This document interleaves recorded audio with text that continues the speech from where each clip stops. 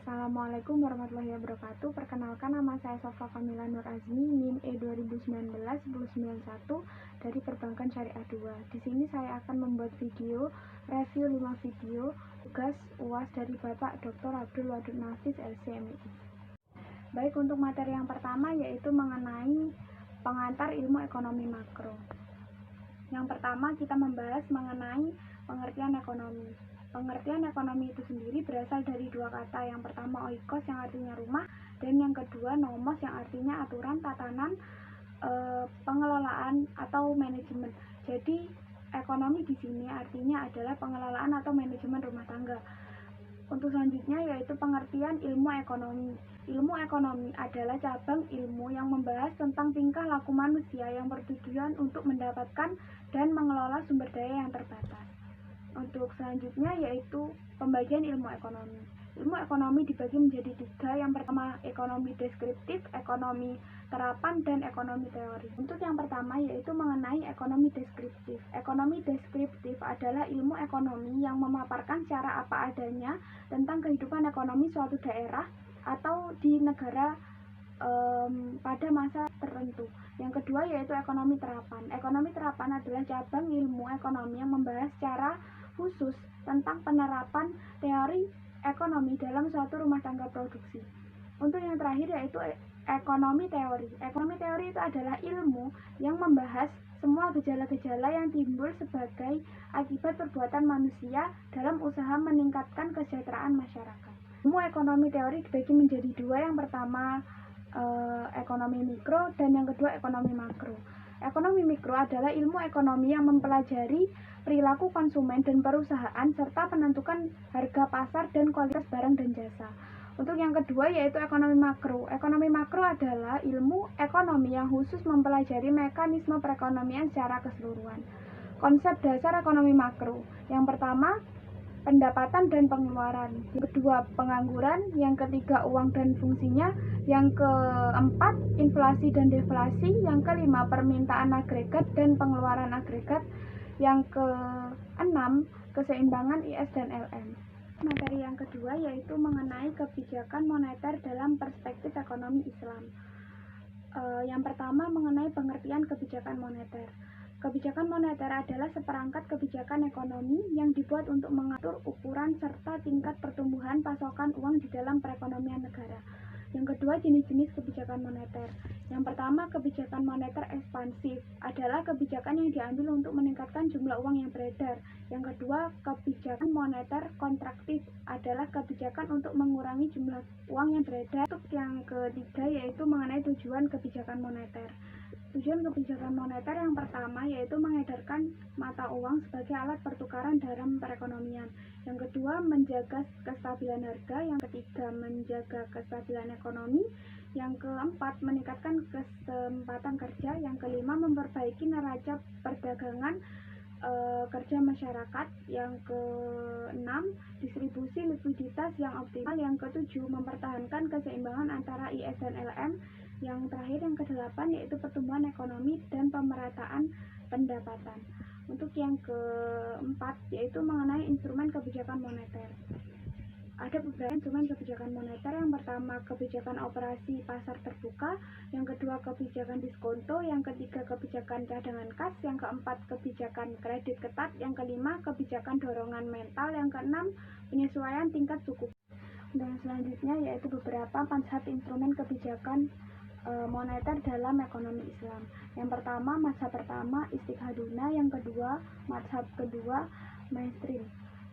Untuk yang selanjutnya instrumen kebijakan moneter dalam ekonomi Islam. Yang pertama nisbatul ikhtiyati, yang kedua iqna al-ma'wi, yang ketiga nisbatul iqrad, yang keempat i'adatus sanadat, yang kelima asukwal islamiyah, yang keenam Islamic suku. Materi yang ketiga yaitu mengenai kebijakan fiskal dalam perspektif ekonomi Islam. Yang pertama, pengertian kebijakan fiskal. Kebijakan fiskal adalah kebijakan yang dilakukan oleh pemerintah dengan cara meningkatkan atau mengurangi pendapatan belanja negara untuk mencapai tujuan yang diharapkan. Yang kedua, tujuan kebijakan fiskal. Yang pertama, pertumbuhan ekonomi, yang kedua mencegah pengangguran, yang ketiga stabilitas harga, yang keempat mendorong laju investasi, yang kelima untuk mewujudkan keadilan sosial. Yang selanjutnya di jenis kebijakan fiskal. Ada dua jenis kebijakan fiskal, yang pertama ekspansif, yang kedua kontraksional. Yang selanjutnya komponen kebijakan fiskal. Kebijakan fiskal ada beberapa komponen. Yang pertama kebijakan perpajakan, kebijakan pengeluaran, kebijakan investasi dan disinvestasi, yang kelima pengelolaan utang. Untuk yang selanjutnya yaitu ciri-ciri kebijakan fiskal ekonomi Islam. Yang pertama, pengeluaran negara dilakukan sesuai pendapatan sehingga jarang terjadi defisit anggaran. Yang kedua, sistem pajak proporsional. Yang ketiga, perhitungan zakat berdasarkan hasil keuntungan bukan pada jumlah barang. Selanjutnya, fungsi kebijakan fiskal dalam ekonomi Islam. Yang pertama, memelihara terhadap hukum, keadilan, dan pertahanan. Yang kedua, perumusan dan pelaksanaan terhadap kebaikan ekonomi. Yang ketiga, manajemen kekayaan pemerintah. Yang keempat, yang terakhir yaitu investasi ekonomi oleh pemerintah jika diperlukan. Baik, untuk materi yang ketiga yaitu mengenai peran dan fungsi bank sentral. Untuk yang pertama yaitu pengertian bank sentral. Bank sentral adalah sebuah lembaga keuangan yang memiliki tanggung jawab atas suatu kebijakan moneter dan melahirkan tingkat aktivitas ekonomi yang stabil dalam suatu negara. Selanjutnya, tujuan bank sentral. Tujuan bank sentral yaitu untuk mencapai dan memelihara kestabilan nilai mata uang yang tercermin dari laju inflasi dan perkembangan nilai tukar uang dalam negeri terhadap mata uang asing. Untuk yang selanjutnya yaitu tugas bank sentral berkaitan dengan pemerintah. Yang pertama, menyediakan kredit terhadap pemerintah. Yang kedua, mengatur kas pemerintah. Yang ketiga, membantu proses lelang dan menjual surat hutang negara. Yang keempat, melakukan pengedaran uang sebagai alat pembayaran yang sah. Yang kelima, mempunyai hak penuh terhadap percetakan dan produksi uang. Untuk yang selanjutnya, tugas bank sentral dalam perbankan. Yang pertama, menentukan suku bunga. Yang kedua, sebagai banker. Yang ketiga, melakukan pengembangan kredit yang sehat. Yang keempat, melakukan pembinaan semua bank yang ada. Yang kelima, melakukan pengontrolan, pengaturan, dan perluasan jaringan serta lalu lintas pembayaran. Yang keenam, yaitu melakukan support dan mendorong masyarakat untuk menjalankan usaha yang produktif. Untuk yang selanjutnya yaitu kewenangan bank sentral. Yang pertama yaitu untuk melakukan pengendalian moneter. Yang kedua, menentukan target moneter dengan melakukan pertimbangan sasaran laju inflasi nasional. Yang ketiga, melakukan pengontrolan kebijakan yang berhubungan dengan keuangan. Di sini yang dimaksud adalah penerapan kebijakan diskonto. Yang kedua, penerapan cadangan wajib minimum.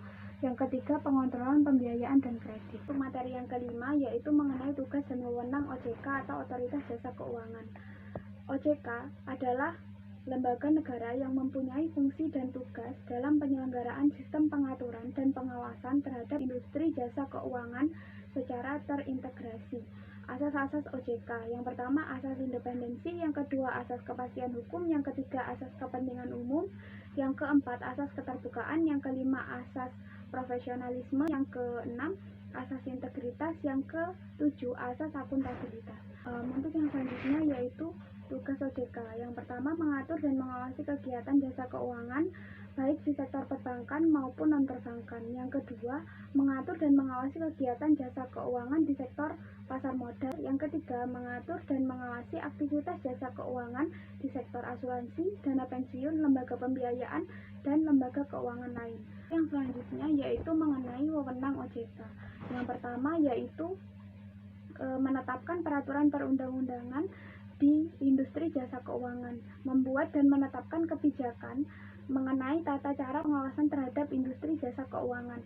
Yang ketiga, memberikan sanksi administratif terhadap pihak yang melanggar peraturan di sektor jasa keuangan. Yang terakhir, OJK berwenang memberikan atau mencabut izin usaha, pengesahan, dan penetapan dalam peraturan perundang-undangan di sektor jasa keuangan. Mungkin itu saja yang dapat saya sampaikan, kurang lebihnya mohon maaf.